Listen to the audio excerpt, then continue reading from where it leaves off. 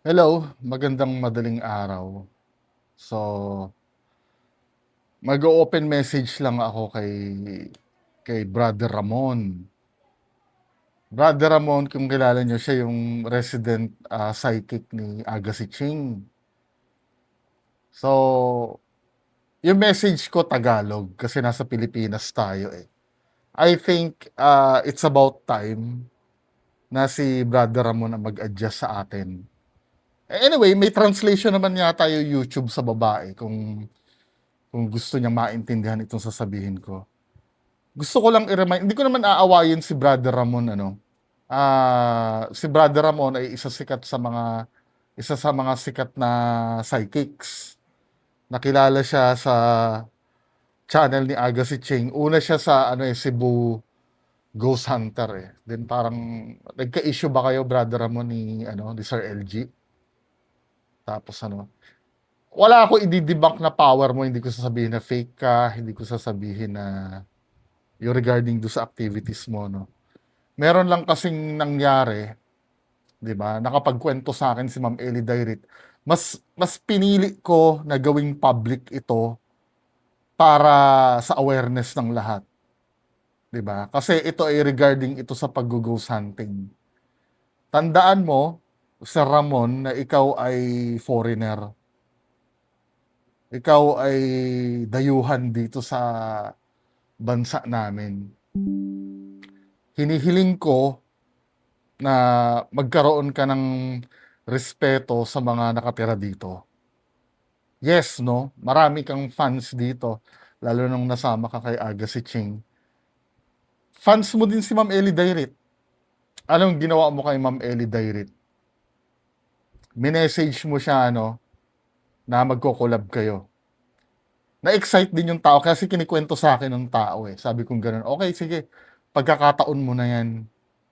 Bagamat na nakikita niya na dinedebunk kita, sabi sa akin ni Ma'am Ellie Dairit, ay hindi ko na kasi dinidebunk mo. Hindi ka ako. Opportunity mo yan na makasama si Sir Ramon. Kasi nga 'di ba sikat si Ma'am Ellie Dairit nag-uumpisa. Pero maraming followers si Ma'am Ellie Dairit, I think yata sa TikTok, 'di ba? Then napansin siya ni Sir Ramon. Nung napansin siya ni Sir Ramon, niyaya ni Sir Ramon na makipag-collab si Ma'am Ellie Dairit. Siyempre excited yung tao kasi nga sikat si Sir Ramon eh. Now, nagkaroon ng usapan na sa Intramuros kayo magko-collab. I-explain ko ha. Ah, ang usapan niyo ay 2:00. Trust me, nabasa ko ang conversations niyo. Kaya 100% accurate ako sa sabihin ko. Napagkasunduan nyo 2:00 sa Intramuros. Excited si Ma'am Ellie Dairit. Lagi niyang kinikwento. Sir Bungo, paano kaya yung English ko? Magno-nosebleed ako, ganon. Kasi nga, sa aming mga Pilipino, ganon kasi pagka makikiharap sa inyo eh. Siyempre, nag-i-struggle. Bagamat nakakapagsalita kami, yun ang maibibigay naming pabor sa'yo. Nakakapagsalita kami ng lengguwahe mo. Pero kami, mahiyain kami eh. Ibig ko sabihin, ayaw namin na mapapahiya sa'yo kasi nga kami nag-a-adjust sa'yo. So excited si Ma'am Ellie Dairit. Maaga pa lang si Ma'am Ellie Dairit umalis na kasi 2:00 kayo magkikita.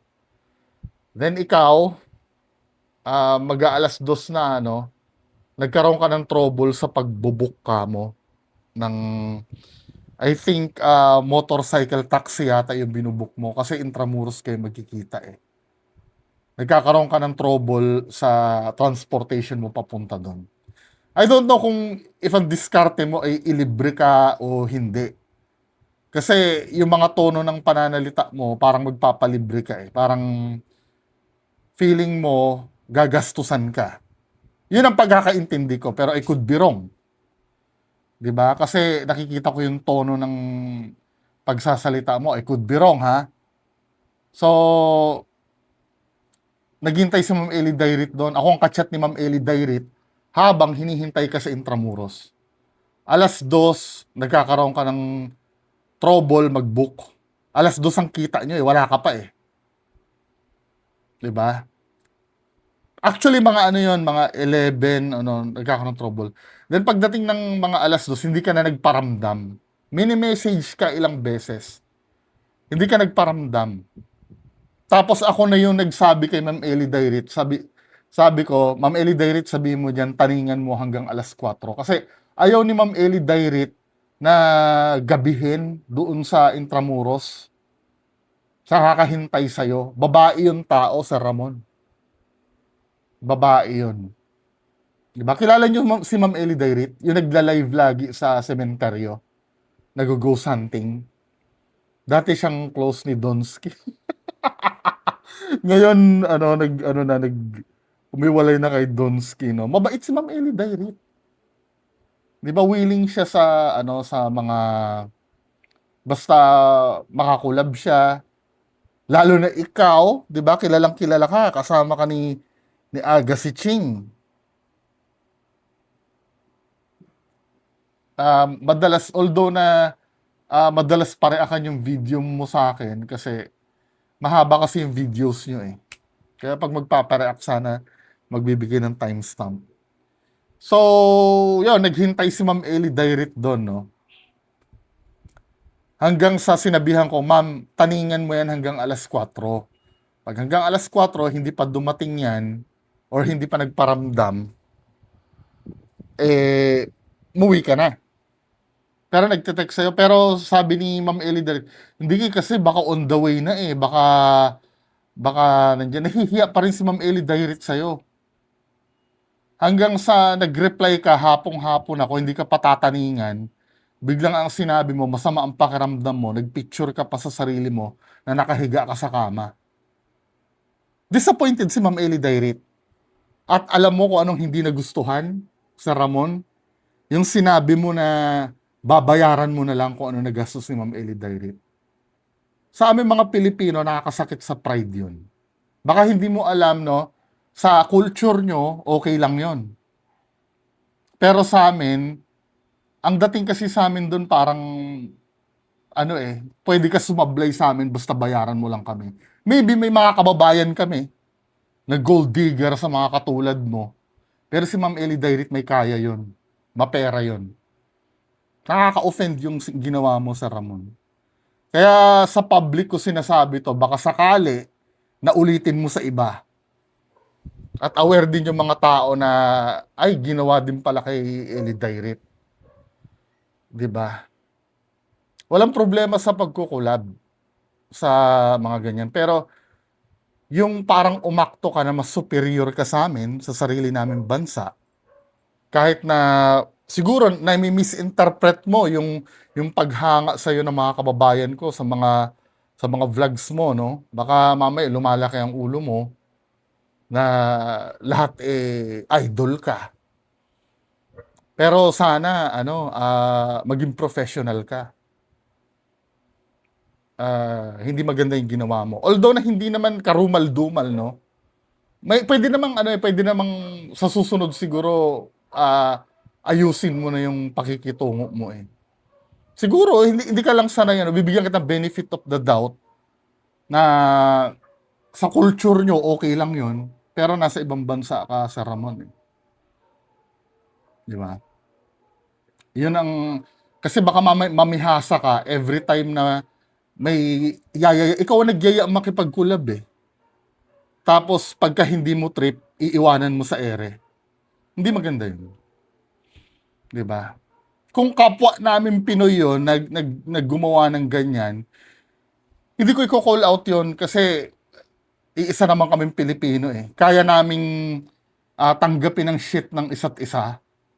Pero pag katulad mong dayuhan, hinihiling namin, ikaw ang makisama sa'min. Dahil kami binibigay naman namin yung respect na makukuha mo 'no, sa mga nakakasalamuha mo, 'di ba? Kasi nga puti ka, halos nga yata sabihin mo totoo para sa mga kababayan ko, eh, 'pag nagsa-psychic reading ka, eh, 'di ba? Yun lang ang yun lang ang hinihiling sa'yo, maging sensitive ka siguro dumating yung time 'no, iintindihin naman kita, dumating yung time 2:00, wala kang ma-book na angkas. Basta ano, ang sabi mo rider, yung binook mo nag-cancel, eh. After nun sana, 'wag ka sanang tumigil sa kaka-update or halimbawa, sa kalagitnaan nung pagbo-book mo wala talagang tumanggap, sabihin mo na lang sana kay Ma'am Ellie direct na, mukhang quits muna tayo kasi wala talaga, nahihirapan ako sa transportation. Hindi yung pinaghintay mo pa dun hanggang hapon. Paano kung hindi ko kausap si Ma'am Ellie direct nung time na yun at patuloy na naghintay sa inyo? Hindi ko napayuhan na taningan ka, hindi ka magpaparamdam, 'di ba? Kasi alam nyo ang special dito sa case na 'to, foreigner kasi yung gumagawa nun. Inuulit ko 'no, kung tayo mga Pinoy lang yun, pwede itong i-private kasi baka maging rampant ito, eh. Baka mamaya 'pag umuwi yan sa bansa nila, ikuwento niya, okey lang sa'tin na ginaganon-ganon tayo, hindi maganda yun. Hindi naman ako papayag dun. At yung mga supporter ni Sir Ramon, hope maintindihan niyo. May ano naman, may room naman sa pagbabago. Sinasamantala ko lang yung pagkakataon para maging aware lang siya. Alam ko naman kaya niya pang baguhin 'yan or hindi niya lang siguro naiintindihan, 'di ba?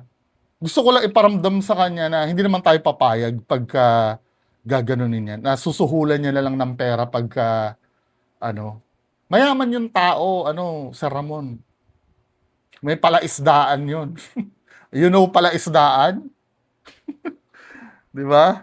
Hindi ano, negosyante ang pamilya ni Ma'am Ellie Direct. Hindi hindi yung aabot-abutan mo lang ng ano. Hindi nga nagpapalibre yan. Pag magkasama kami, ano, siya yung bunot ng pera, si Ma'am Ellie Direct. Kahit nga nung inangkas ko sa motor yan, siya pa magpapagasolina. Sabi ko, no, hindi ma'am, okay lang. Nung nasa, ano kami, nung nag-explore kami. 'Di ba? Yun lang. Kasi parang naka-offend ka talaga.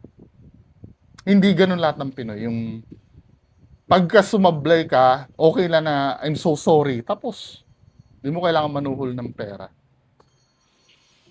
Kasi parang ang baba ng tingin mo eh. 'Di ba? So, yun lang ano, meron pa bang ibang concern? Yung lang naman, Brother Ramon. 'Di ba? Maraming salamat. Magandang gabi sa inyong lahat.